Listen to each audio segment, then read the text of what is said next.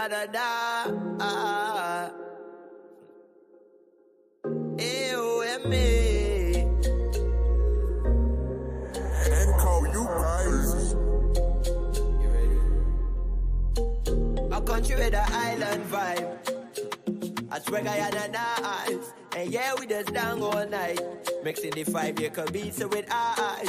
So Tony got the whole place hype. And we celebrating life. Coffee in the morning, so we toast it. Say we just fine aisle, but emotion. No, we ain't boasting. No. Oh no. I ain't going nowhere.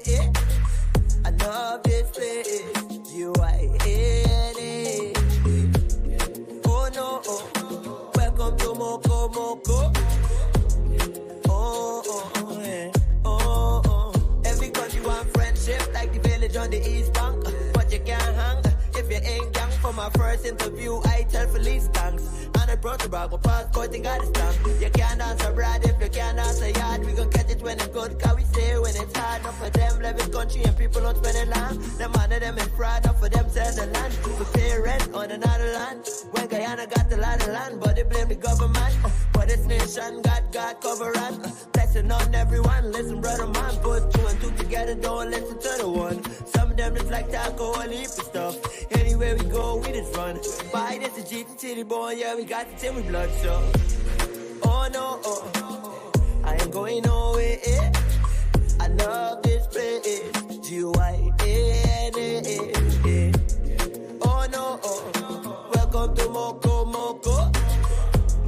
Oh yeah, yeah, a country with an island vibe. I swear I had an eyes, and yeah, we the down all night. Making the 5-year beats with eyes. So Tony got the whole place hype. And we celebrating life. Coffee in the morning, so we toast it. Say we just fine aisle, but emotion. No, we ain't boasting. No, oh no, I ain't going nowhere. I love this place. G-Y-N-A. Oh no, welcome to Moko Moko. Oh yeah, a country with the island vibe. A country with the island vibe. This is a country with the island vibe. A country with the island vibe. I swear I had an eyes.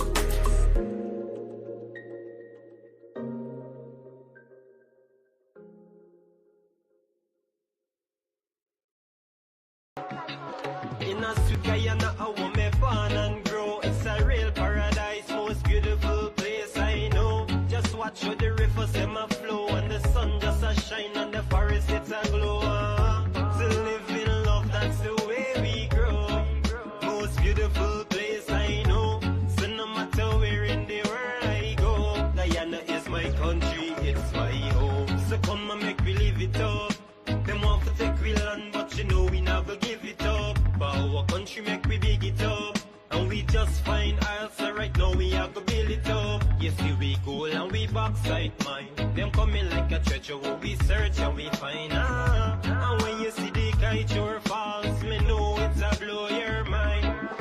So come and take a trip, take no time to hesitate. Every 26th of May we independence celebrate. Our country at the best, there's no time for no debate. And together, yeah, we stand and we never separate. There's a golden city in the rising sun. Down in the country where me hailing from, yeah. Let me tell you about the place where me from, with the fun and the vibes can't done. In a sweet Guyana, I want me born and grow. It's a real paradise, most beautiful place I know. Just watch how the rivers them a flow, and the sun just a shine, and the forest it's a glow. To live in love, that's the way we grow. Most beautiful place I know. So no matter where in the world I go, Guyana is my country, it's my home. Linden people, them a live it up. What the Kukwani people, them a live it up. What the Berbies people, them a live it up. Georgetown West Side people, them a live it up. What the Bartica people, them a live it up. What the Essequibo people, them a live it up. All the Northwest people, them a live it up. Madja, let him can you hear what I say? In a sweet Guyana, I want me born and grow. It's a real paradise. watch how the river them a flow, and the sun just a shine, and the forest it's a glow. To live in love, that's the way we grow. Most beautiful place I know. So no matter where in the world I go, Guyana is my country, it's my home. Guyana the land I love our culture and history. Cause you know we are come from far to get. APNU in Washington, and I will speak of that trip shortly. So he said to, I think it was Chabrel, that before he leaves for Washington, he will issue a press release with the members of the delegation. He was reluctant to say who they were. Now, yesterday, the Village Voice, closely aligned to the PNC, issued a statement as to who would be part of the delegation. And you would notice the first picture. I don't think Norton, this is the headline picture, Norton is not there. And then in the second, tucked away in the article, this is what they have. It's members of the delegation to Washington. 8 opposition members of parliament head to Washington, D.C. So this begs the question as to whether Norton knows what's happening in his own party and whether the Village Voice is running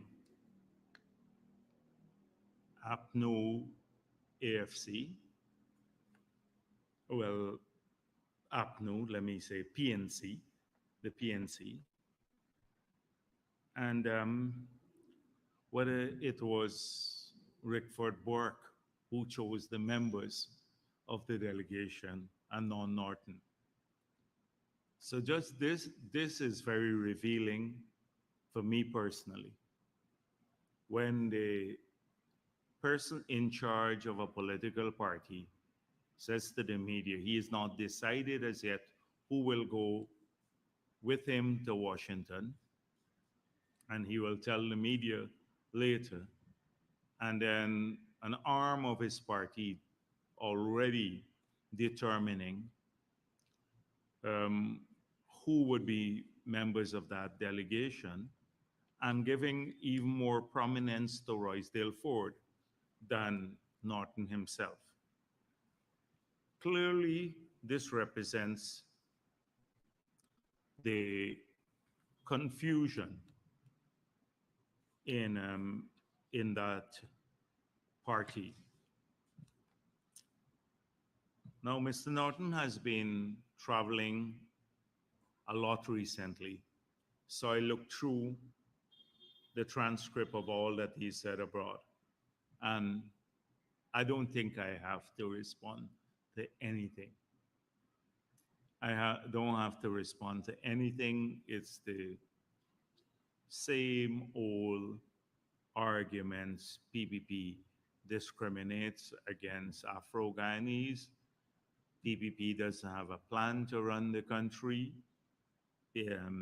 They will do, APNU has a great track record of economic development in Guyana, that they have a solution for climate change, not that we are wasting time by investing in adaptation measures. And the key thing is to move people to higher ground. So do not abandon the coastline. Do not put in infrastructure here. Let's go to higher ground. This is all that the common thread running through almost all of his engagements abroad. When I looked for substance in any of the the discussions he's had or the presentations he made to the diaspora, there's very little to be found. So, what struck me again today is his position about the oil and gas sector. When asked about this, he said that they're being guided by a master plan. And when pressed to say who were the people who were guiding them within this master plan, he said that they had some secret policy advisors. And he was unwilling to make public their names now because he was worried that the PPP may criticize them. And he went on to say that they will not say what they're doing next because we will be prepared for that. So imagine at this stage in our development that the leader of the opposition saying that he has some secret policy advisors. We don't know who they are, whether they're foreigners, they're oil and gas companies, whether they're Guyanese or they're the Kool-Aid gang, the French elements here, the OGGN or Glenn Lal, whether these are his secret advisors, but he can't tell the country this. The country must not know this because the PPP is vindictive. So we have a real leadership crisis in APNU. The point about him not knowing is one issue, but they have sought here in Guyana and abroad to tone that issue down. I saw some interviews with Mahipal, Ganesh Mahipal, and he said that, he hasn't been trying to undermine Norton. But we know differently. There are lots of people in the PNC who are very dissatisfied with his performance, and they want him out, and that he will try to dig in as much as possible. And one of the reasons for delaying their Congress is that so that he can consolidate his position within that party by creating more groups and more delegates that he controls.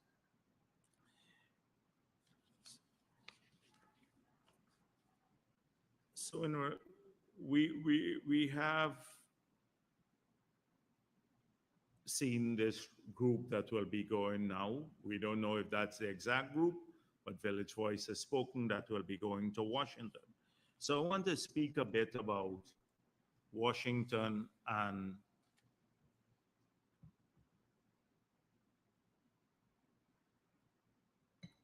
what came out of the meeting with President Ali. Now, from the releases we've seen so far in Guyana, especially the one that came out of the Congressional Black Caucus, a readout of the meeting. So that will give you an indication of what was discussed in that meeting. The readout was very clear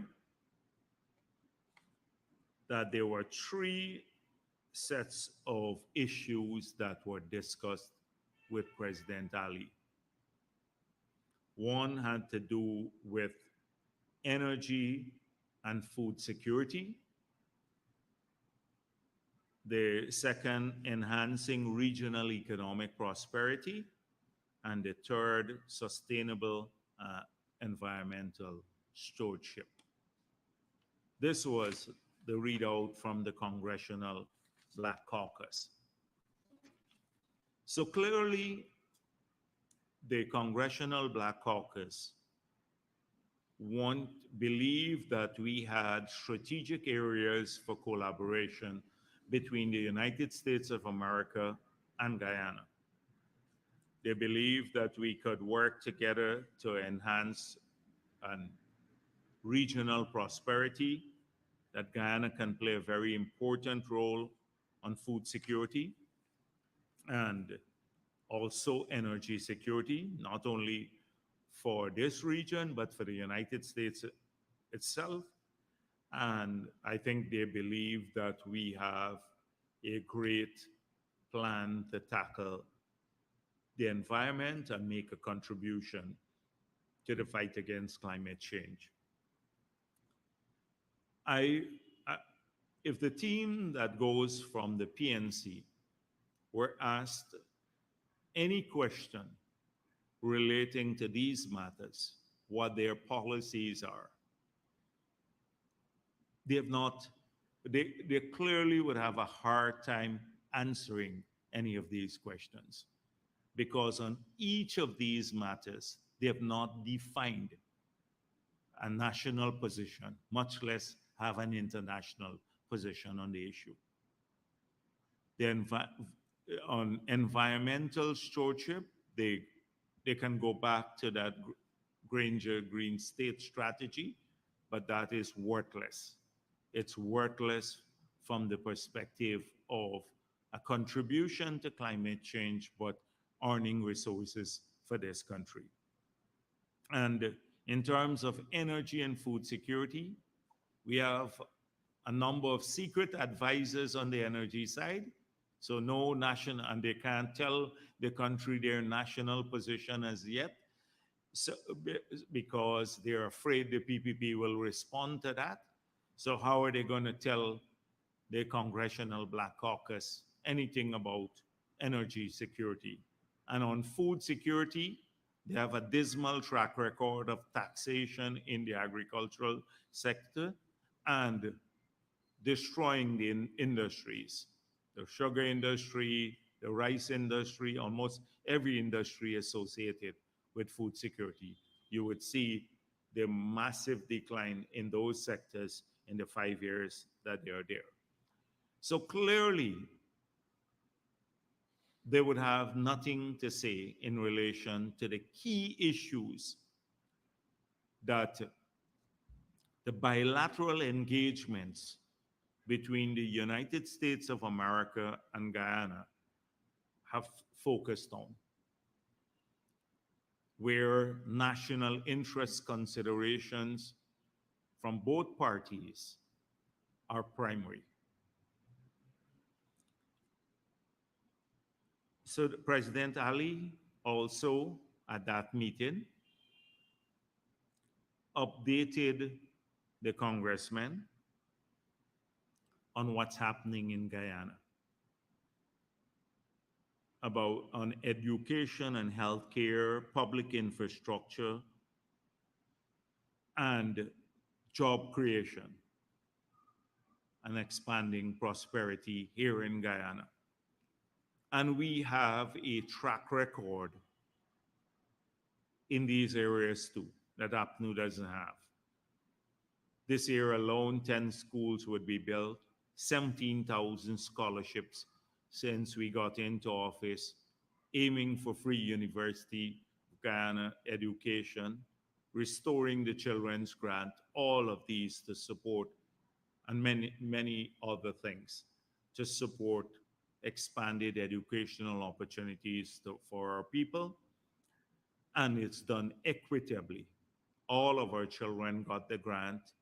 The scholarships, if you look at the composition of the scholarships, the ethnic and regional composition of the scholarships, you would see that it's also balanced. On healthcare, President Ali updated the Congressional Black Caucus about our activities to expand healthcare across Guyana. And if you look at the investments being made, they're in every region. New Amsterdam, here in Georgetown, in Essequibo, in every part of the country, 4 hinterland regions, the expansion of the upgrade of the hospital in Linden, Skeleton, everywhere else, and more. So again, enhance access for all of our citizens. Public infrastructure, you would see, in spite of what the Kool-Aid gang has been saying, that in every region, public infrastructure and in every community has been growing. So, what are they going to say? Nigel Hughes will go to the Congressional Bloc Caucus or a couple of others and take a list of roads being done in Region 5 because we have already laid the ground for that and we respond appropriately. President Ali then spoke about democracy issues. And I don't know what APNU will be able to say to the Congressional Black Caucus on democracy since they've stolen every election in the period between 1968 and 1985 and tried to steal the last election too. And you know, congressmen also get briefing. They just would go to the CIA website and they will see that about rigged elections in Guyana, and they would know which party did it. And they, by now, they know that there was an attempt to steal the elections, and we had to fight it off with the help of the United States and many 120 countries, 130 countries in the world, and the Caribbean Court of Justice. So they're going to say, again, what are they going to say about that? And the US is, particularly the Democrats, understand this issue a lot, given what is happening in the United States of America and false claims about the last elections they're being rigged by some people in the United States of America. So they understand this issue. What are they going to go and talk about? Oh, the list, the voters list. Now, the voters list has been found not to be fraudulent. The voters list has a large number of people because we agreed to continuous registration. We have demonstrated that numerous times that once you move to continuous registration and given the constitutional change made in the early 2000s, where we removed the residency requirement from being able to register or get your name on the voters list, that once a person gets onto the voters list, you can't remove them if that person, if he goes abroad, because the only constitutional requirement to be on the voters list now in the new constitution is Guyanese and 18 years and over. We jointly, the AP, PNC, AFC, everybody agreed to the removal of the residency requirement. So it would be found unconstitutional if you attempt to remove anyone else. We made that clear already. That's a constitutional issue. So they can, and the fact is they did not lose the last elections because of a bloated list. In fact, about 460,000 of the 660 only voted. The second point that we want to make is about biometrics, enhanced biometrics. And we are in favor of enhanced biometrics, provided they don't disenfranchise people. We made that clear because we had the track record of APNU. I saw them saying, oh, it's simply a matter of passing a new law. Well, we passed a new law in the period running up to 1997 that had the support of all the parties. When APNU lost the elections, they challenged the law as unconstitutional, requiring people to vote only with ID cards. The Constitution of Guyana does not say that. So the law was struck down that it was unconstitutional. The use of the ID card to vote in 1997 was struck down as unconstitutional, although all the parties agreed to that. And Claudette Singh vitiated the elections, and we lost a couple of years of our term. So we're not going to fall into that trap again. So I guess they're going to say raise the voters list concern. But we've already briefed people about that, not just the congressional black leaders, um, uh, uh, but also people from across a broad spectrum of political views in the Congress, and also in the not just Congress, but the legislature in the U.S., because the president met with both congressmen and senators, and also from the executive branch of the government. So both the legislative and the executive branches of government are aware again of these things. I guess the president had an opportunity to speak about the mischief making and about the use of congressmen's name to pursue an agenda by people like Rickford Burke, miscreants and criminals like Rickford Burke, to make money for themselves. And that I think the embassy pointed out that a conference that they have in Washington, that this conference, the embassy tried to buy 10 tickets just to test whether they would be broad-based, whether they're interested in Guyana and a broad range of views. And they were denied the purchase of the 10 tickets to go to Rickford Burke's event, which he'd make money from. He didn't want, they would have been inconvenient to the lies that would be told there. So already people are sensitized as to these issues that will happen in the US. We have made it clear on all of these issues. So when they go up, they will have a hard time. They will talk about discrimination. They will carry a couple of the same road things that Nigel used, the Kool-Aid gang have been using, or no roads are being built. But we've already spoken to the congressional black leaders, including Hakeem Jeffries, about the structure of the government. And if you look at the structure of the overall government system here in Guyana, it's much more inclusive than in the United States of America. And the word inclusion is not a word coined in the United States of America or by Congressman Jeffrey or the Congressional Black Caucus. It came out of our manifesto in the People's Progressive Party's manifesto. And the President Ali spoke to that about how we are implementing our manifesto.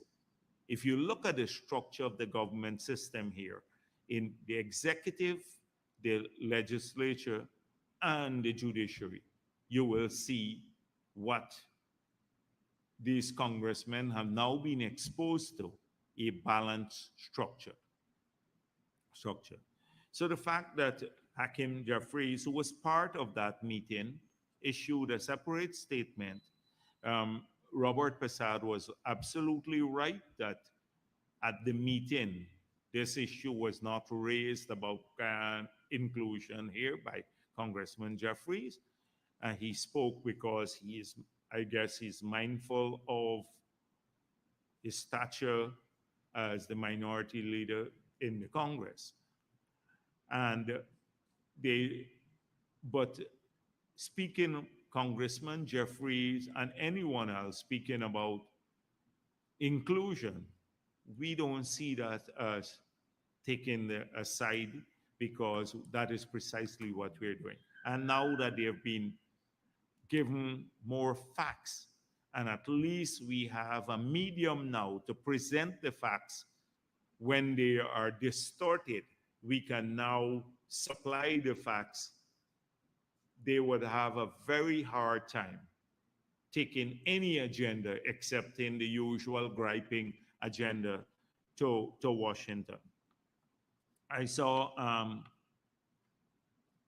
they Dennis Chabrol had that they're to mount a mission to Guyana. That's not true. There's no mission that the Congressional Black Caucus has agreed to mount a mission to Guyana. But we've always been open to congressmen coming down. And in fact, President Ali has invited people to come here many, many times from all the branches of the government, not just the US government, but from other governments in the world. We have nothing to hide about our national policy. In fact, we're very proud of it. We're very proud that we have moved Guyana forward. We have kept our promise or the promises we made in the manifesto, and that we are managing the country for all of the people of Guyana.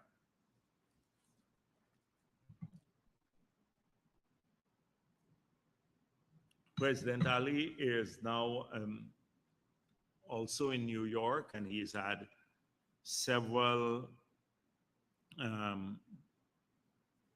engagements there in the United States of America and with a broad range of people, not just in Washington, but in New York. He just received an award, and he's been speaking to people who are major influences of public opinion, because we need to get the narrative of the story, the wonderful story taking place now in our country, onto the global stage. And he's been doing a great job at that. A few nights ago, he was with President Clinton. I had the good fortune of also speaking to President Clinton on the phone from that engagement. And people may not know, but when we started the LCDS, in fact, the process running up to the LCDS in the period, the last term in office, President Clinton had deployed a couple of people here to assist and advise on, particularly on the MRV systems, because at that time we were trying to build this model that would not only be credible globally, but also could be replicated by other countries and address the concerns raised by many in the UNFCCC negotiations as to why forests should not be, and forest carbon should not be part of the compliance market. And so monitoring, reporting, verification, satellite probing was a crucial part of measuring results. And he deployed some people in that period. I thought he did not remember, and he remembered it. So the President Ali has been doing a great job bringing the story of Guyana to the rest of the world. And so what is this story? I saw Ramjatan saying that the IMF produced a half-baked assessment of Guyana's economy. Now, whether it's half-baked, a quarter-baked, 1/10 baked, or 100th baked, Ramjatan will not understand any of it. Because the assessment goes beyond the realm that he is comfortable in. And that realm is one of scandals, lies, and half truths. And so to have Ramjatan comment on an IMF report. Now, the IMF is a global organization. Even Glenn Lal uses the IMF as an authority on many issues. To think that the technical people that they deploy in this country would put in a report on essentially technical matters, falsehoods, because it is a little out of the way, in fact, and I'm being very generous when I say that. So the report, the Article 4 consultation will go to the board soon, but the IMF, I'm not going to go through Ramjatan's nonsense because it pains me to do so, and it had no edifying moment for the people of this country. It's just a lot of nonsense that he talks. But let me go through what the concluding statement of the 2023 Article 4 mission that they issued. So I can spend a very long time on this because there are a lot of technical matters here,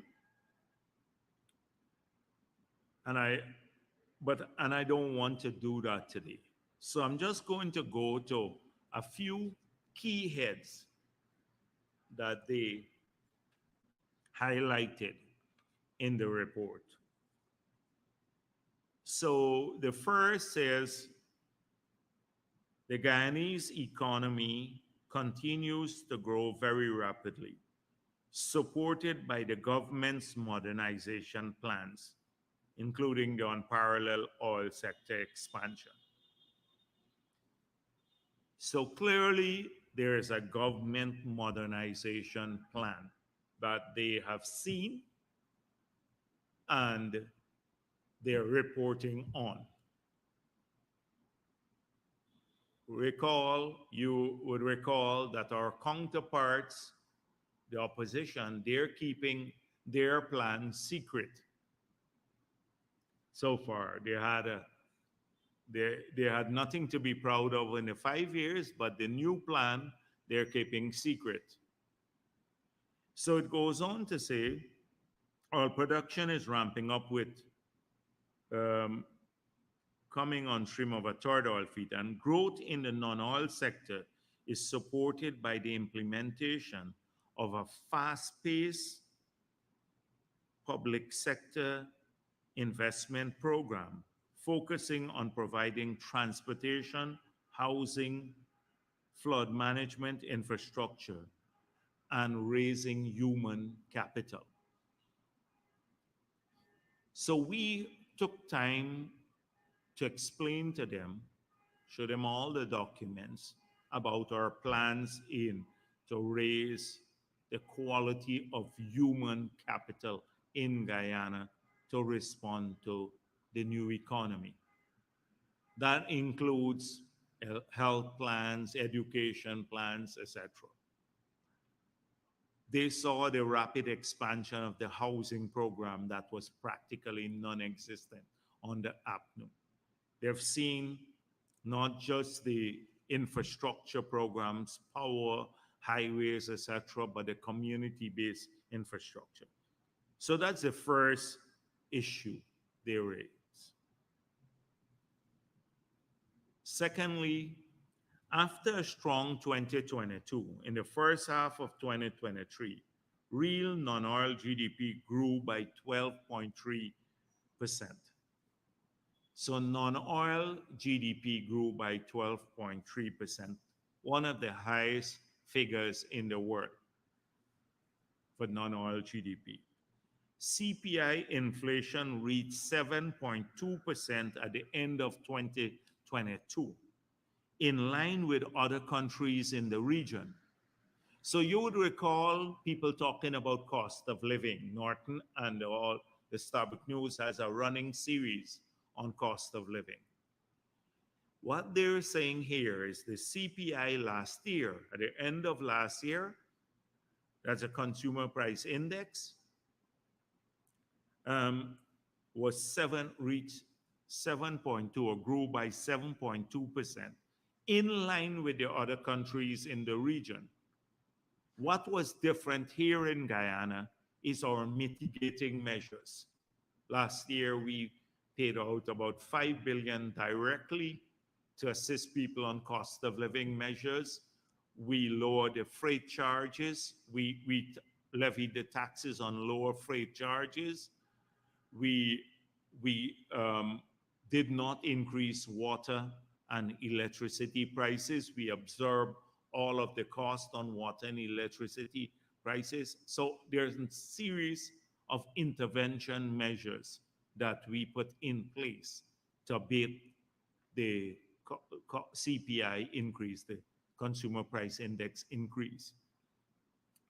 So, but our inflation was not unusual because it was in line with other countries in the region, including the United States of America. So although we had a massive investment program and our capital budget grew by over 100% from the previous year, our inflation was in line with other countries in the region, and they were mitigating measures. And so I continue now from that point and decline to 1.2% on a year-to-year basis in July 2023. So from July 2023 of 2022 to July 2023, the consumer price index only grew by 1.2%, lower than many countries. So that meant that the prices had started abating, and what we're already seeing in the market. Of course, you're going to have some seasonal issues, like with the drought. We've seen an escalation in the price of vegetables and other things today, because lots of the farmers are calling on us to see if we can get fresh water to them. They can't water their vegetable farms and a whole range of stuff because of the prolonged period of the dry season. So two important points made here: that there was a rapid growth in the economy. We have a government modernization plan that is supporting this growth, that the consumer price index in Guyana has grown in line with regional average, and there were mitigating measures in Guyana's case, and now it has declined seriously. The next headline says, the outlook for medium-term growth is better than ever before. I'm not going to explain that to people. That's the next one here. The fiscal and monetary policy mix is appropriate at this time. So that means an endorsement of both our fiscal and monetary policies. Remember, we don't have an IMF program, so they don't tell us what monetary or fiscal policies to put in place, unlike countries that are in a program. They come and review after they review. That is why these Article 4 consultations are done in every economy in the world. They just come and assess your national plans, unlike some countries that are part of the program where the IMF, you have to agree with the IMF on what fiscal and monetary policies to pursue. The fourth head says the authority's commitment to fiscal discipline is welcome and allows for a balanced growth path. So they're praising our commitment to fiscal discipline to allow a balanced growth path. So the diversification of the economy, the balanced growth path, the fiscal discipline includes the contracting of debt too, and our careful policy of doing so. I've explained that at length at another press conference that we had before about how the debt to GDP ratio and the debt service, that is the revenue to GDP ratio, both have declined significantly. So, so that is a great head.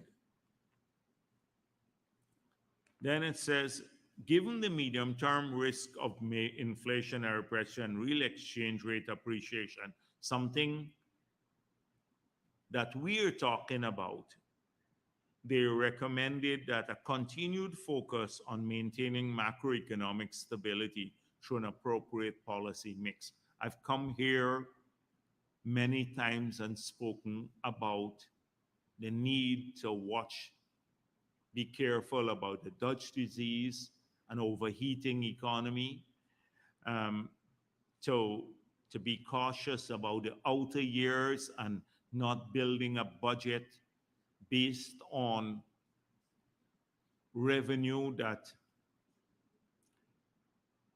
may decline because of lower oil prices or um, climate change, the net zero measures kicking in, and therefore the need to be careful about an expansionary current account um, policy that of the budget, the current account, not the capital account of the budget. You would recall two things. And this is not because Glenn, I see they pointed out that the IMF said, or someone said, that there will be a shortfall in the oil and gas revenue by $2 million, 2 million US dollars. And therefore, the government is having this big, that they had warned that this could happen. We warned that before, but $2 million from, I think, 243 to 239 or something like that. I can't remember the exact numbers, but it's 2 million US. It's nothing. It's just the prices will come and go up like that. If prices globally fall, now they're on the rise again. So the numbers we put in the budget, if we sell now because of growing oil prices, the figure will be higher than before. But notwithstanding what I just mentioned, that we had cautioned this even ourselves. So you would recall that Norton and the others were dismissive of concepts like expansionary, like overheating and Dutch disease. They think, oh, get all the money, pay it out. Pay out, Glenn says, $12 million a year for every person in Guyana will get $12 million, 60,000 US. Not only we would not have enough money if from the whole oil and gas sector, if Exxon took not a single cent in profit, or they gave us all the money, we wouldn't be able to fund that. But this is the same person cautioning when you have a 2 million shortfall to say, be careful about how you're building your budget, but then wants to pay out because it could harm you in future years, but then wants to pay out $12 million a year without working. Wouldn't that be expansionary?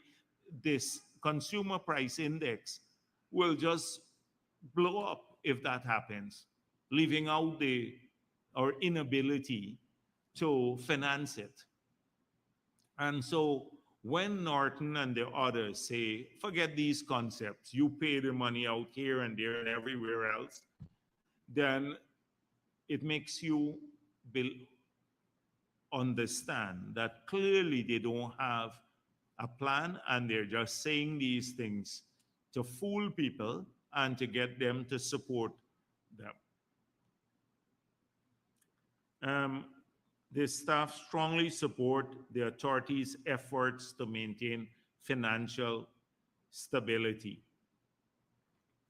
They support our efforts to maintain financial support. That's another head. Staff commend the authorities' progress in strengthening AML, CFT, governance, anti-corruption frameworks, and for support further advances in their effective implementation. This didn't go down well with APNU because there are specific measures that we introduce that will deal with this. Staff commend the authorities' progress to strengthen the management of oil wealth and its fiscal transparency. And we'll come back to that in a moment. But they have reviewed all that we have done since we got into office, and this is their assessment. The progress to strengthen the support, commend the authorities on the progress to strengthen the management of oil wealth and fiscal transparency. The next head, staff laud the authorities' climate efforts. The next head, staff strongly support the authorities' efforts to improve the business climate and address labor shortages. Next head, staff welcome the authorities' efforts to modernize official statistics, which the IMF is supporting through capacity development. This is what irked Ramjatan and APNU. I thought Norton ignored it totally because it was an entirely positive assessment of our overall strategy. You hear the areas that it ran from fiscal policy to monetary policy to modernization plan, human capacity development, infrastructure for future growth, climate plans, official statistics, AML, CFT, anti-corruption framework, oil and gas, strengthening this of the sector, etc. That is it. An overall complete assessment of all that we are doing in a whole range of sectors. And this is done by the IMF. And you're going to see the full report shortly.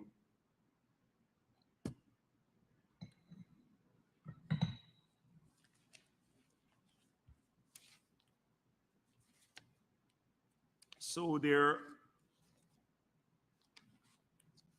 a few things before I go on to the oil and gas sector. I saw a report which says that as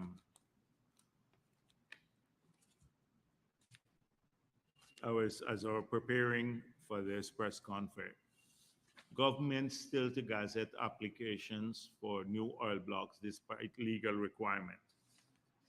So it speaks about that. I was told by the ministry, again, this is what the ministry sent to me, that on December 9th,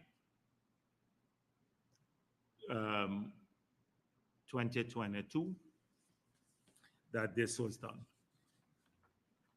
So this is a Kaicho News headline.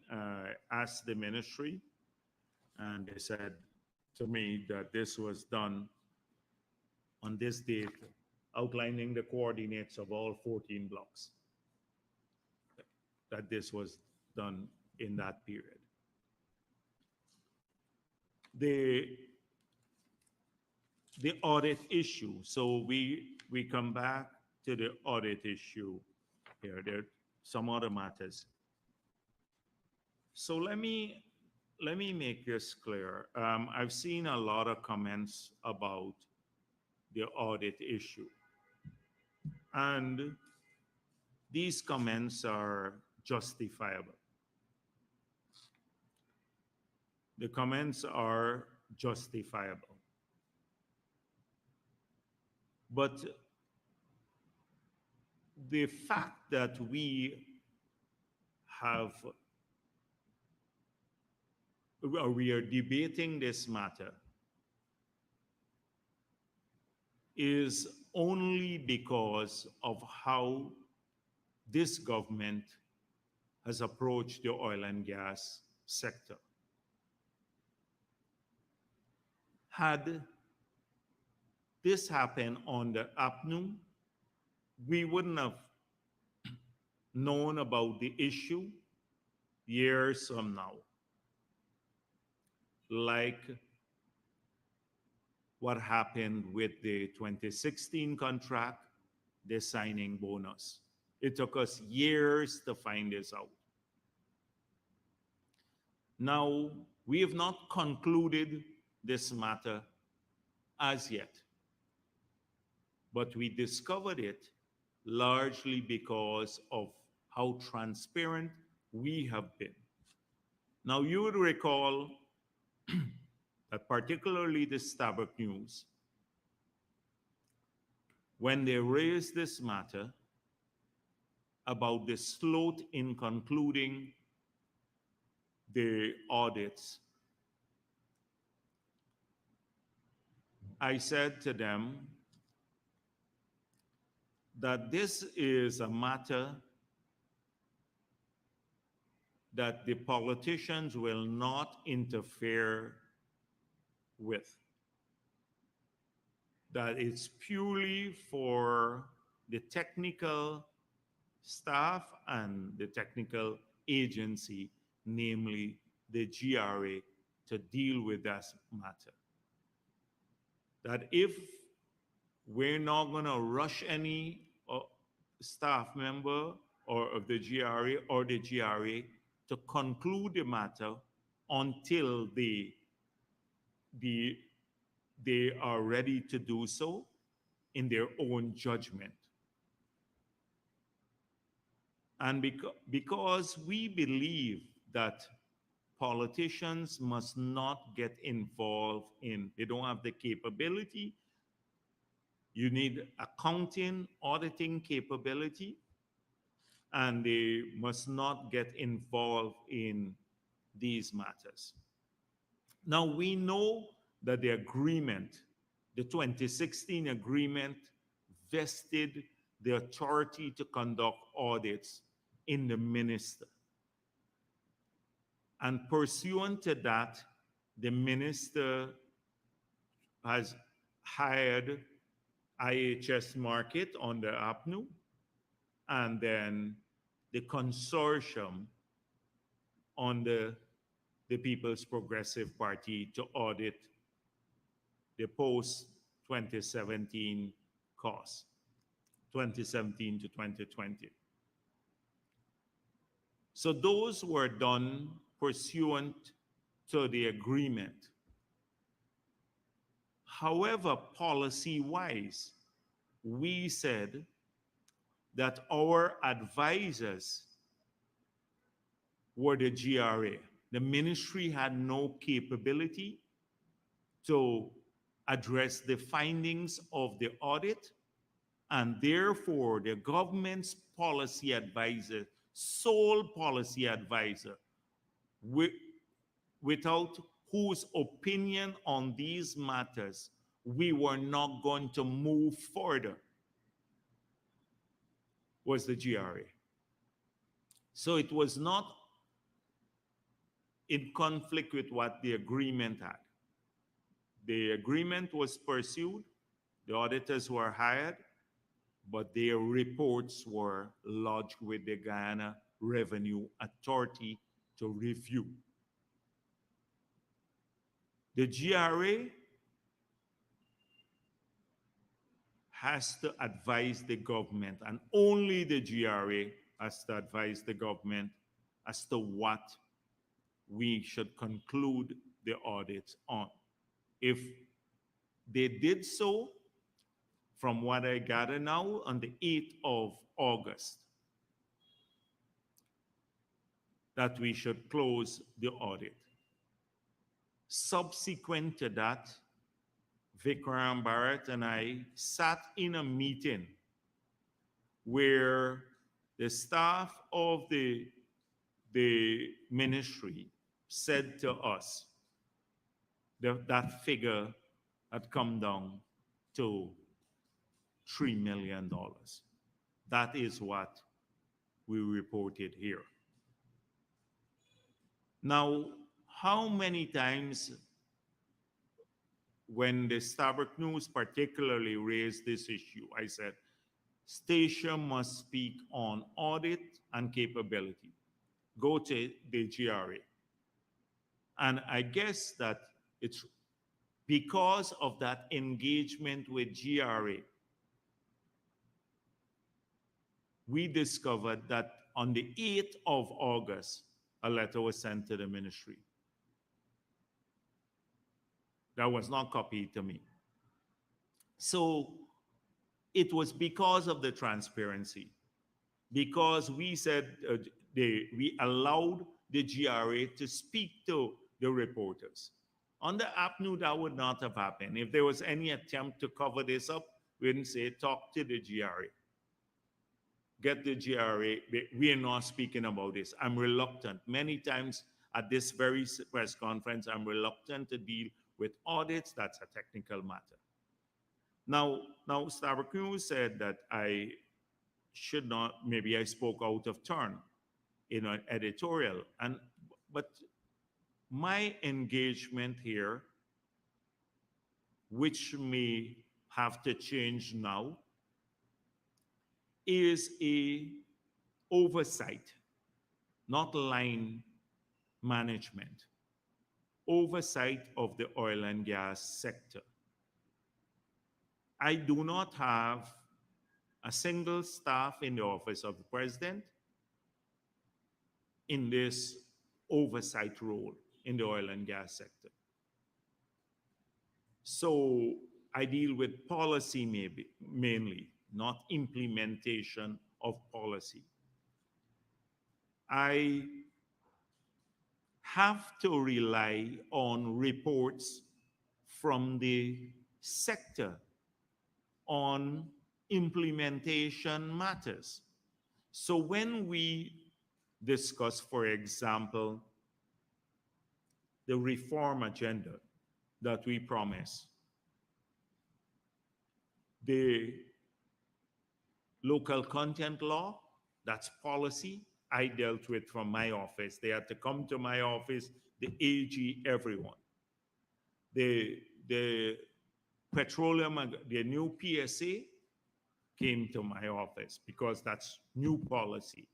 The petroleum activities bill, my office.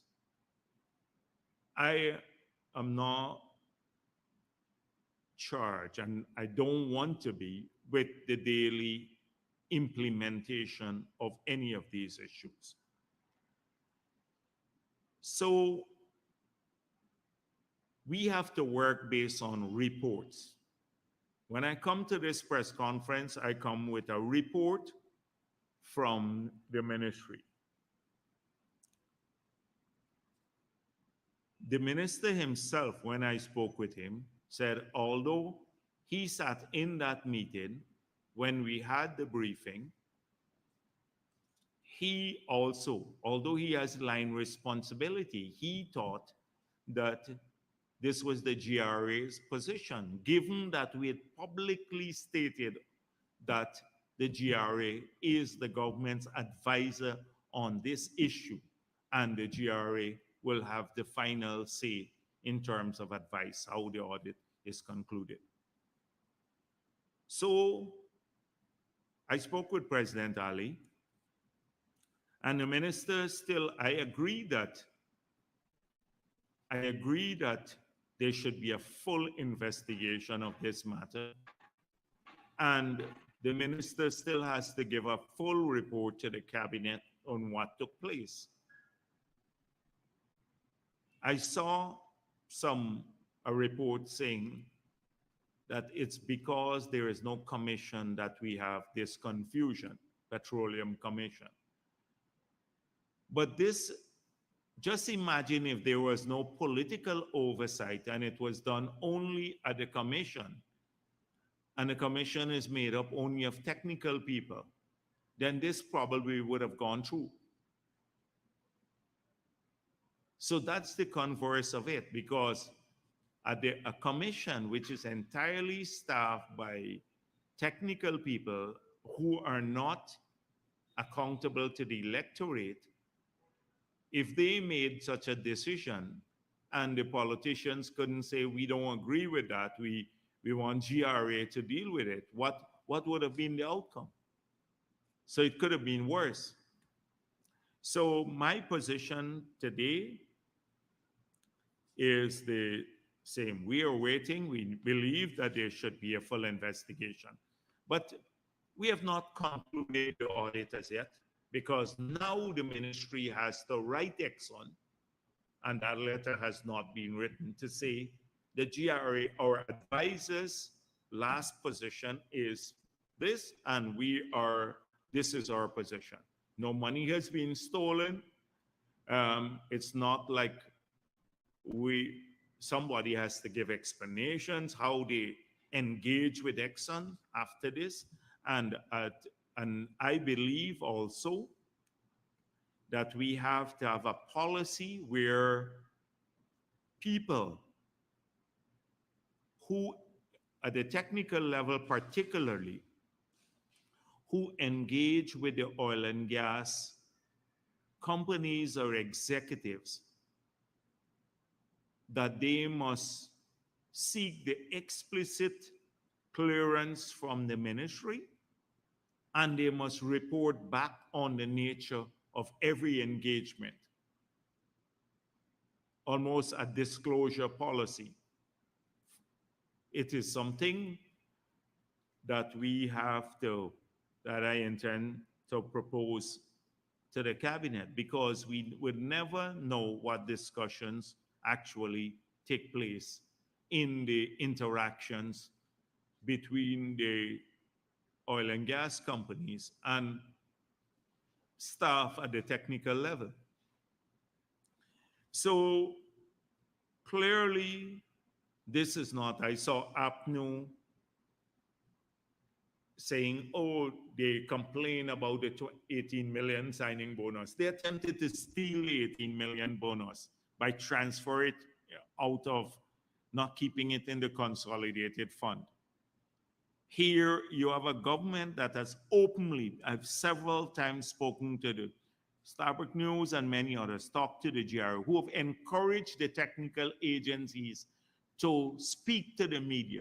We've done this. We've encouraged GRA publicly, I've done so here, to speak to the media. It was because of that engagement with the media that this matter came to light, which should be celebrated. Not the fact that this matter took place, because that in itself is a serious matter, but the transparency with which things have been done by this government. So these are some of the matters I wanted to do this. I just end here then. Thanks. News. Good afternoon. There's a mic. Kiana Wilberg, Kaichur News. Good afternoon, Dr. Jagdeo. A few questions first on the audit.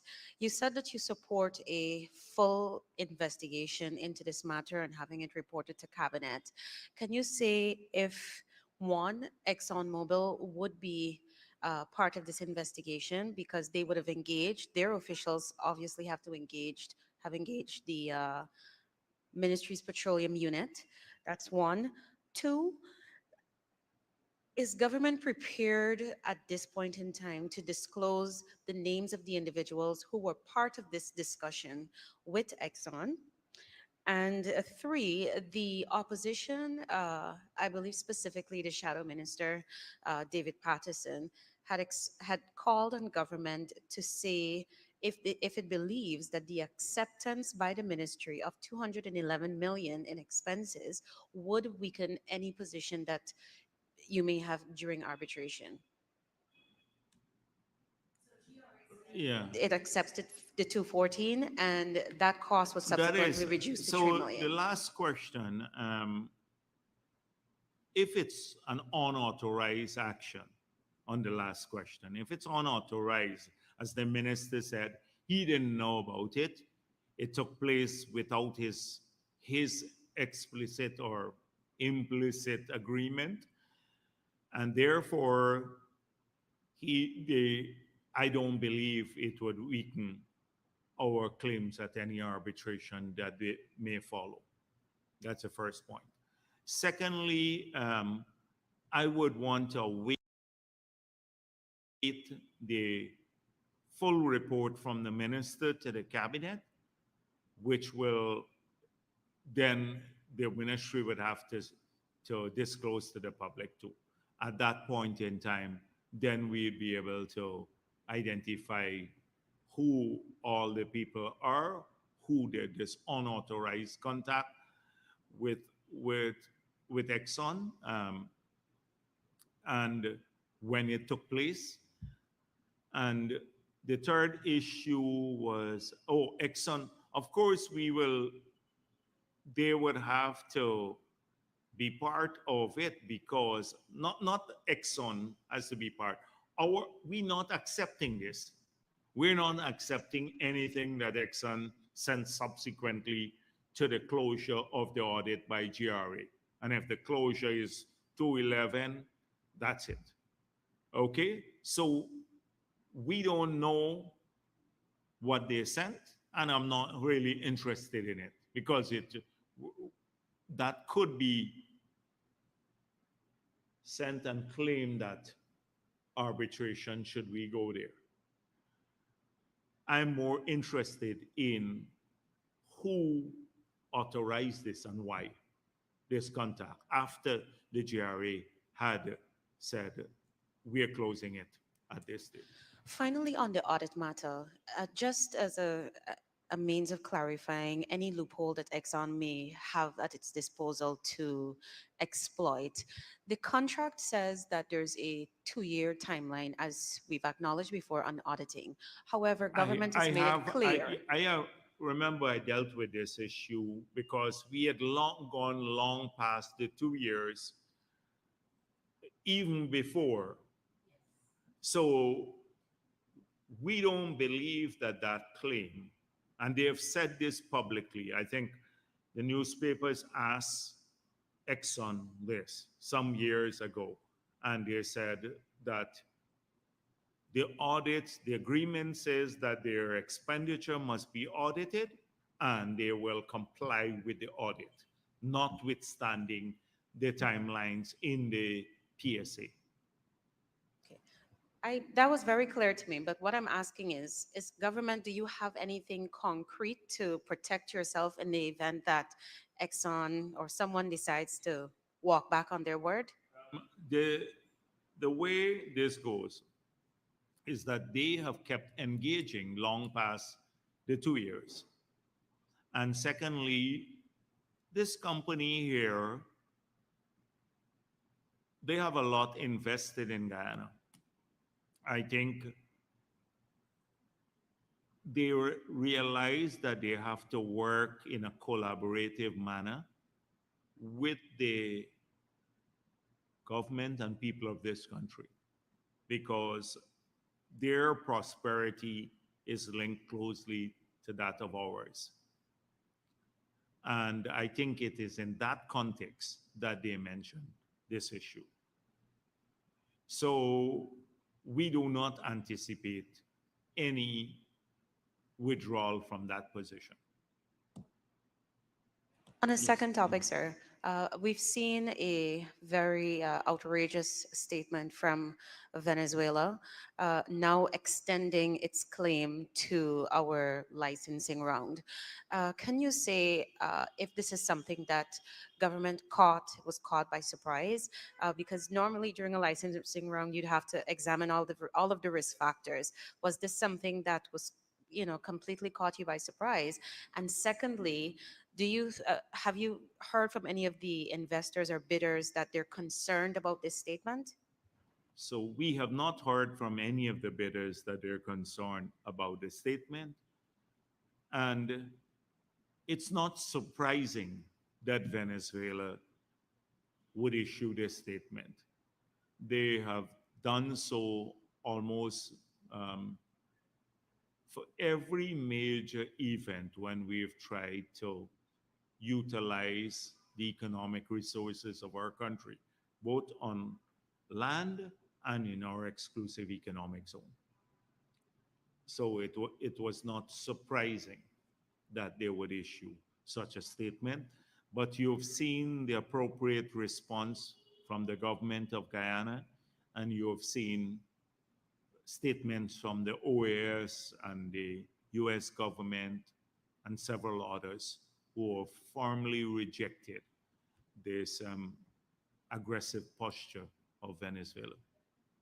And to confirm, there will be no pulling back from Guyana on us going through with our No, licensing no, round and no, future plans. no. This is our sovereign Guyanese territory, and the 14 blocks are all in our exclusive economic zone.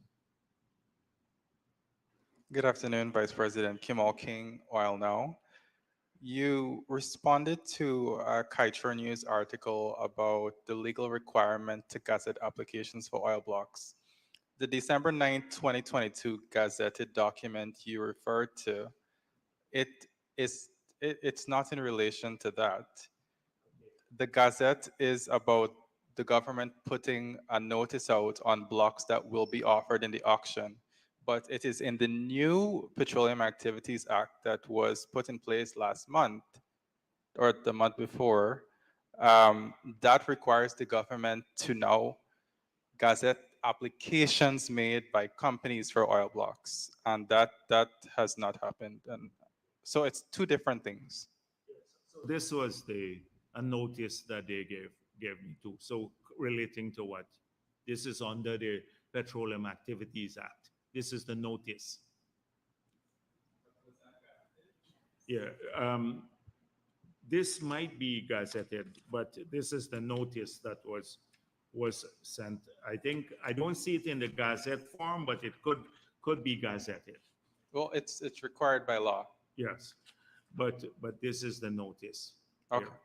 So I have the notice. And that includes details of the applications Yeah. by the companies. The private companies. No, this is for mainly the fiscal terms, etc. These are all the terms of the auction. Okay. On the matter of the audit, you talked about waiting for a full report from the ministry on what went wrong. In the ministry statement, it had talked about the government taking appropriate action to discipline wrongdoers. Yes, well, I didn't. I What you want to know said? The if ministry. the ministry said that disciplinary action will be taken or something like that. Well, You can't currently speak to the appropriateness of disciplinary actions no, right now. because that would follow the report. Okay. Um, okay. You've canceled several of my questions. So you spoke about you not being involved in the oversight role of the oil sector, that you deal only with policy making. No, no, no. That's not what I said. You cannot are not I said involved in direct oversight of the oil sector, no. but I you said deal with policy making. I am involved in oversight. Okay. You got it wrong. Yeah. Sorry.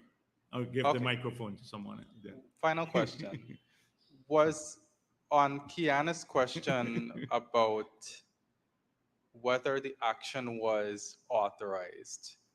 Was the minister's approval required for the action that was taken? I guess engagement. uh, First of all, if the ministers, they were changing a policy. The government's policy is we contract through the ministry the auditors. We get the reports, then these reports are sent to the GRA. The GRA will examine the reports as our advisor, and they will advise us on the course of action to pursue, finalize or not. So in that in that course of action or that policy, there is no room for anyone to subsequently engage directly with the oil and gas companies for further clarification. If if that is needed, the GRA will write us say, here is the need for further clarification, the following issues we need. And then through that process, the ministry may authorize someone to get engaged in that. So clearly, this was a departure from what is publicly known. Okay, finally, who are your advisors on oil and gas matters? I I don't I The don't have government's. I don't have advisors. I work with the consultants. You can say the consultants who have worked with us on drafting. I deal with policy issues mainly. So one, it is like when we dealt with the local content law, we hired a group of people to draft the law. We had the G chambers involved.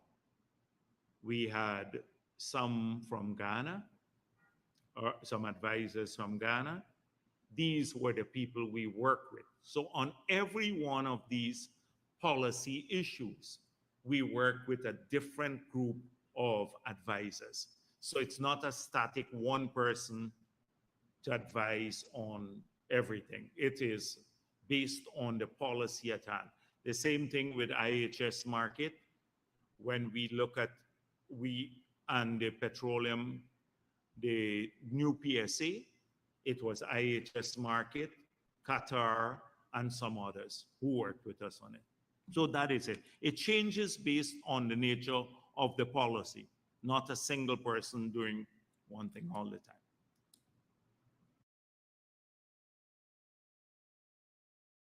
Dr. Jagdeo, Antonio Day from Saarbrück News. I just have a few questions.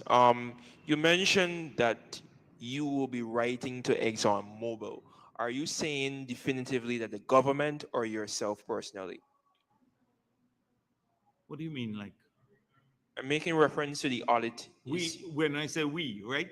When I say we, generally, it means the government, not we means the government. Even when I speak of the opposition, sometimes I speak of it as we. So when Granger gave the extension, and we, for example, the one with the 1 year extension for the Stabroek block, and we decided that we'll go forward with it.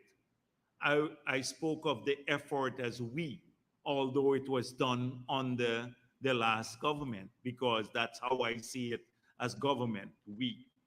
So when I say we, I mean the final, it has to be government, not personal, not personal. I don't write Exxon personally. I've not sent a single correspondence to Exxon personally. Every one of these issues relating to the oil and gas sector, that is the implementation of audit, the act, the Petroleum Activities Act and the Petroleum Act, they're administered by a line agency, and they're the official point of contact. Kimal had it wrong, but I said I have oversight, but I exercise that oversight only on policy issues. Now, now, as I said before, I may need to change my approach to this matter. I may have to create a small unit who will go down and verify, since the reports that come to me, I present to the public often, and to verify that these reports are accurate, because I've had calls on several occasions, and a few of the reporters here are very familiar with what I'm talking about. That when my report, the last report that I got, you recall, they said that to me that the relinquishment was done in 2019, and I just came out of a briefing. They said the relinquishment was done in 2022, when it was done in 2019, having come just from a meeting and a briefing. And so that I may have to change that approach in this regard. But the we there meant government. Okay, Dr. Jagdeo, I wanted to find out from you. Would you say that there was a miscommunication in regard with the disputed figures for the audit? Because I know initially it has been $214 million, Yeah. but it has now downsized to 3 million. Yeah. And there were reports that it appears as if the authority, the petroleum unit, the information did not emanate from the GRA. So could you be able to answer that question? Yes. Well, that is precisely what the report to cabinet will show. How after you'd recall that several times on the Starbuck News with Marcel here, and they've asked, the audit question came up in the Starbuck News first. I think came up there for a while, and several times I say the GRA must speak. GRA is the authority, etc.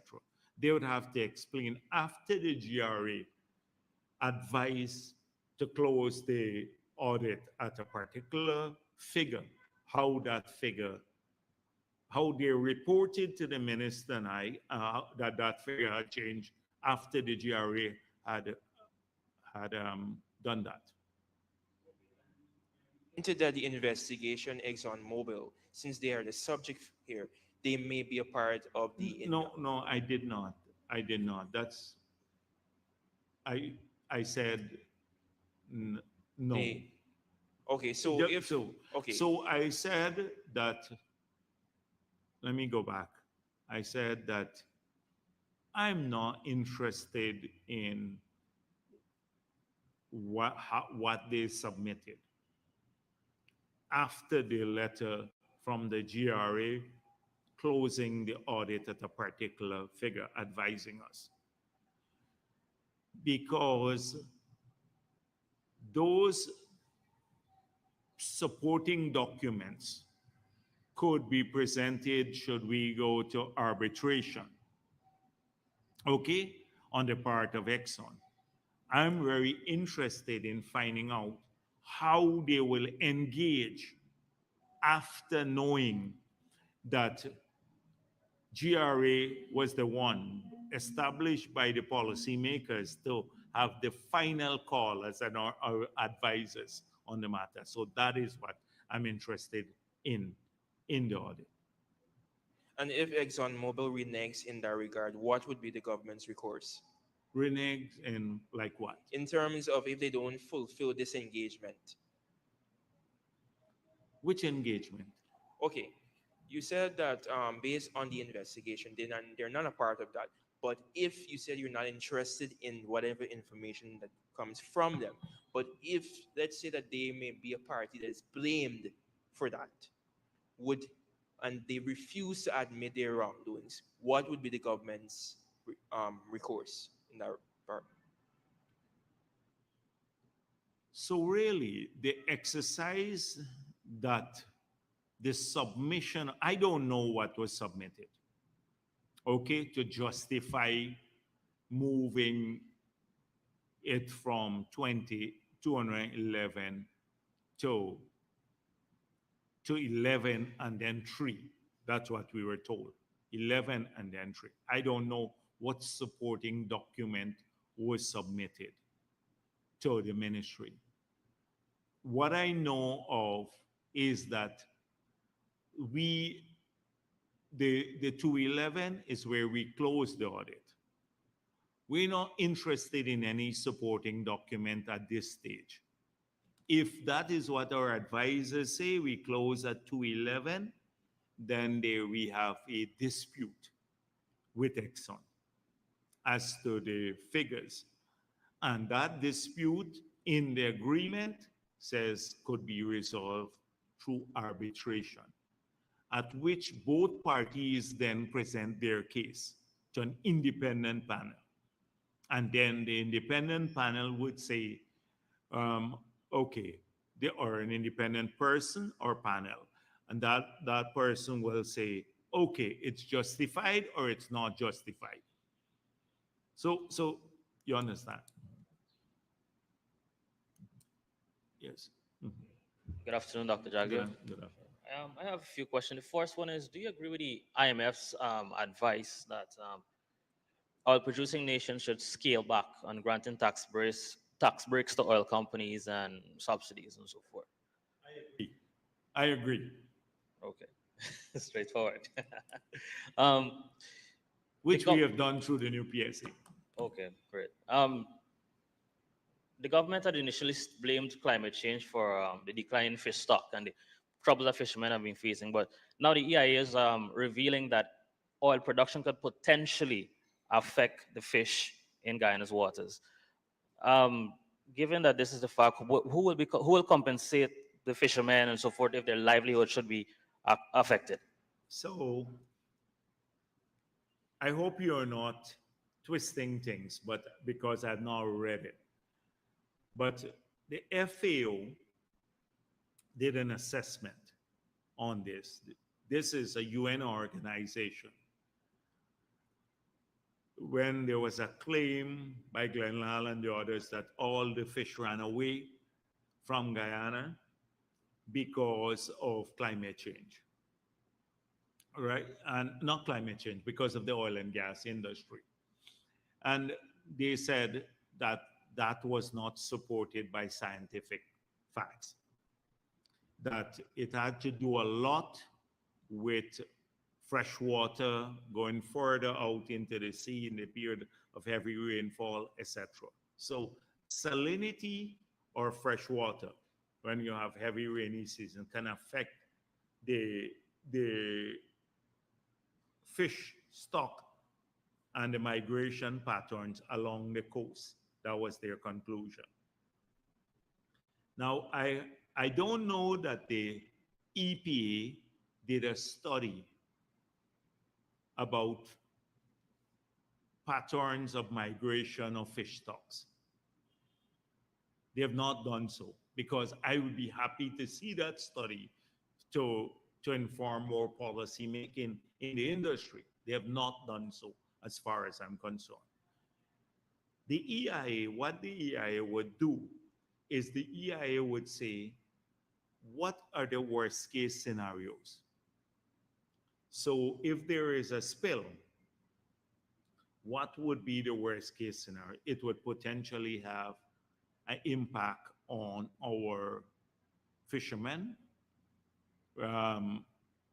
navigation waters, flora and fauna, a whole range of stuff. And how do you minimize, or how do you mitigate? You can't not develop the industry, or else if that was the case, globally there would be no oil industry, because everywhere in the world they have potential impact. Every oil well would have a potential impact. It may never come to pass, but what happens if it blows? It would have a potential impact in the environment. If you take that approach, we do nothing because of potential impact, then you wouldn't have no industry around the world. We wouldn't be able to drive our cars, do nothing, basically, generate power, etc. So you have to mitigate against potential impact. You have to show, demonstrate that should this happen, I have the capability to address it, and I will address it through these measures. And that is what the EIAs would do. The EIAs for specific projects. One time Starbucks said they didn't do not Starbucks, I sure, an economic costing of it, but that's not the purpose of the EIA. And I explained that, I think, last week, that that is for another sort of engagement where you look at worst case scenarios for the country. But that has to constantly be adjusted on based on your growing capacity to address spills. So, for example, if we have a capping stock in the country, you can, and you had, like, say you didn't have it, the well blows out, and then maybe you take about 10, 15 days to get it. And if it's in the country, you can deploy it in maybe 3 days, 5 days. So then you minimize the level of the spill. Okay, just to give you some more, based on the recent public Yes. consultation they had, the biologists explained that daily oil production could have an impact on the fish eggs, which if there's no eggs, fish population will decline.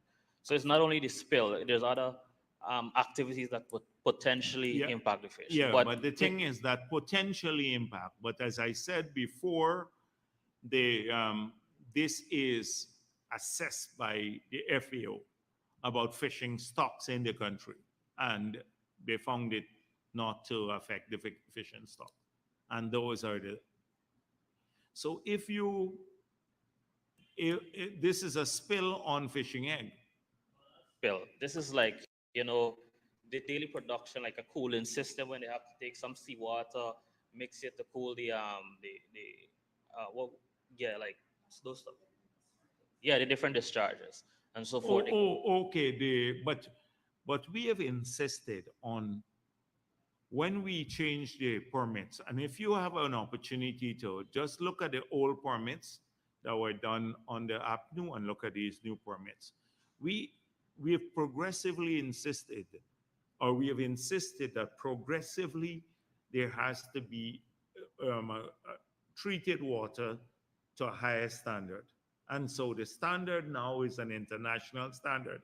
There are many parts of this world where water is not treated to the standard we're treating it before it's discharged back into the ocean. And many parts of the world where they're just throwing it back in an untreated fashion.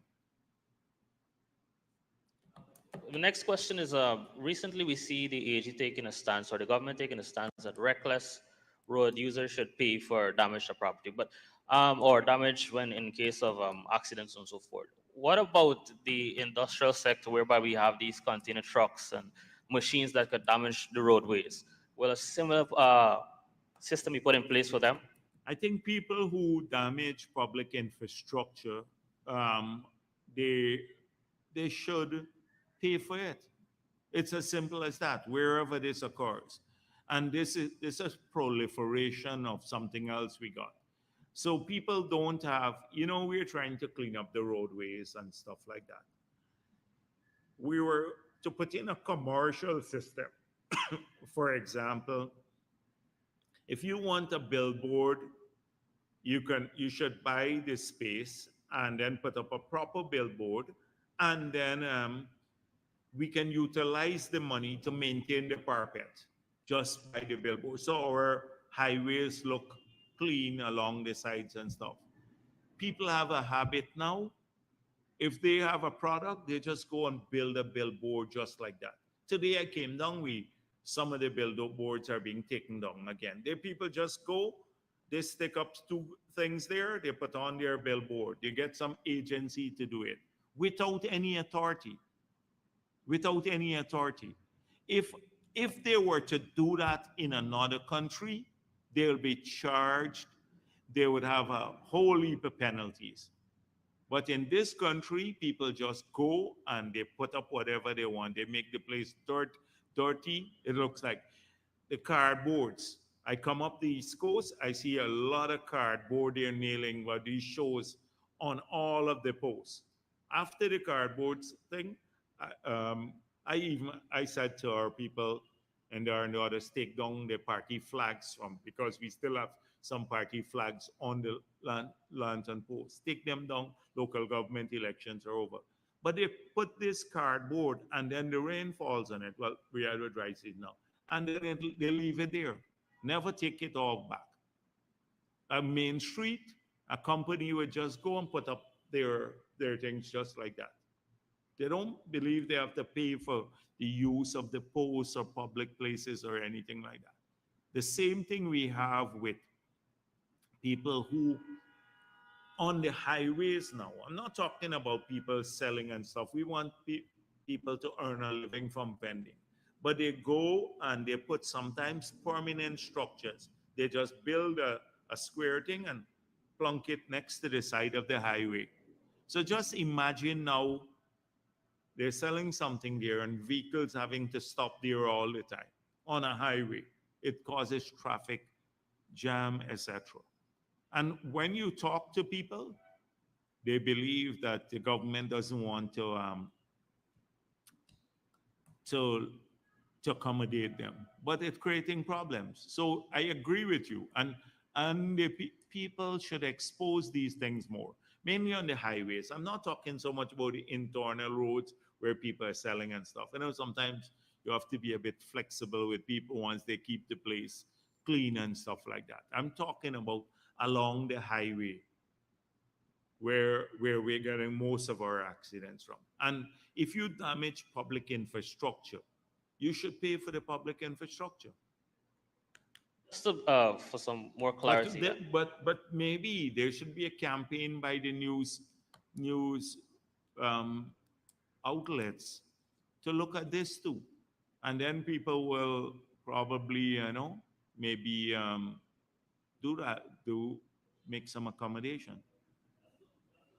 Be more specific. I'm talking in relation to the roads. Like, sometimes you might see these big machines, these big truck coming through, they cause potholes and so forth, and we have to spend money to Okay, repair that. the thing is that some roads are not made for these things, so they should have a weight restriction arrangement. So this is where weight restriction programs through the Ministry of Public Works. You should talk to the public works people about weight restriction programs. So because some roads are not designed like you would see a road that is an internal road, a village road, like, and heavy duty trucks going down the internal road. No question is a party question. Um, we see a lot of persons complaining, especially public servants after retirement and so forth, that it's we know there's pension providing and so forth, but they still cannot afford to pay the rent or live daily. What can you assure these people of your Well, government plans in the future to improve their lives? well, you asked me a question.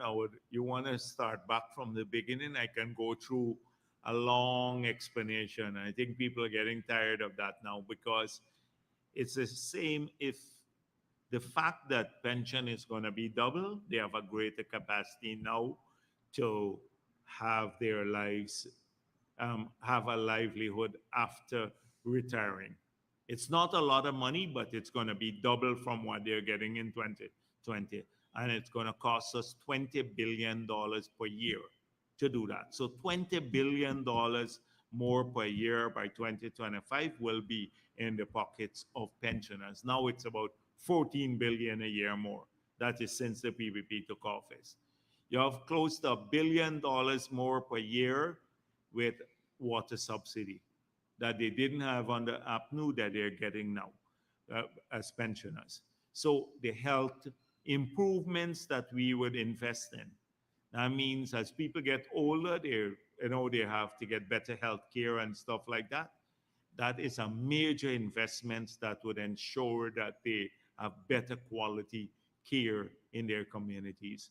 The community roads will have an impact on them because a lot people still live in mud dams and stuff like that in this country. So overall, a lot of changes for these people. And then now people are working longer because they have more other jobs. So someone may retire from like from the army at 55 at the officers level, but they go on to work in many other places because there are more jobs now. There was a time when there were less jobs in the country. Now many more jobs.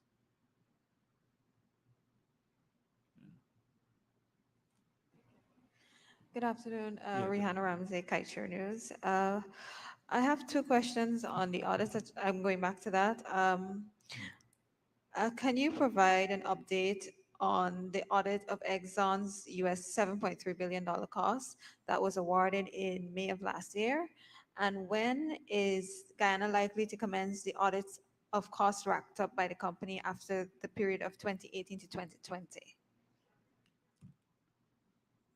So we already did that, the 2018 to 2020. It's done. So we're not going to commence it now. It has already been done. And it is with the GRA now. And the details of, you heard what I said earlier, that anything to do with audits, which I've said over the past maybe 5-6 months now, should be dealt with at the technical agency. Anything to deal, if GRA wants to release the IHS market report, we don't have a problem. If GRA wants to release the other report, that's fine with me, or the technical level. The one that was done for 2018 to 2020. That's fine with me. But they must make that call, anything to do with audits. But that one that you asked, when we will commence, it has been done. The first. Yes, but so beyond that, so once this one is completed, so what has happened, we made it clear that we wanted to build local capacity on these matters. So the next phase is 2020 to maybe 2022. We'll probably have a cutoff date. So we were hoping that to get a feedback, let me tell you policy-wise, on the quality of the audit, because we've brought in local people. The same thing that APNU said we should do local people and all audit. We have done so for the first time in 2018 to the 2020 audit. I'm looking policy-wise for a report on the quality of the audit, whether bringing in local people allows us to do an audit to industry standards, or it compromises that, because there have been lots of pushback from another section saying that the locals can't handle this. They don't have the experience. And therefore, if we have a favorable view of that, but it must come from the auditor, the GRE and the others, then we will continue to insist that it be done a significant part by locals, growing part. Okay. So you understand the context. All right. But we will not, as politicians, speak about anything. I said that 6 months ago, to deal with audit. This is a technical matter. Nobody, you don't have auditors here. And I don't think the staff of the ministry are auditors too. So that's why we wanted to make sure that it's technical. I have one final question. Now that the PSC and the new oil law are completed, what is the government's next step towards implementing an independent system to monitor the oil production? Okay, so I said that we're moving along. The next steps are to go to tender, a request for proposal for that to a company to track production on a daily basis. That's the next step, which I spoke of in the past. Yes. Dr. Jagdeo, You wanna ask something? Yeah. All right. Sure. Yeah. Yeah. Dr. Jagdeo, on the role of the ministry's petroleum division, could you provide a little clarity on what is the role of that agency when it comes to cost recovery audits and overall with the oil and gas sector? Could you give us some clarity on that? So the the PSA doesn't mention the petroleum unit. It says the minister. So the minister, I think he has used the unit to their work on the terms of reference and everyone else for contracting the original audit. And there are two original audits so far. The one dealing up to 2017 by IHS Market, and then the second one, the consortium. That, that is the extent from my understanding of their involvement.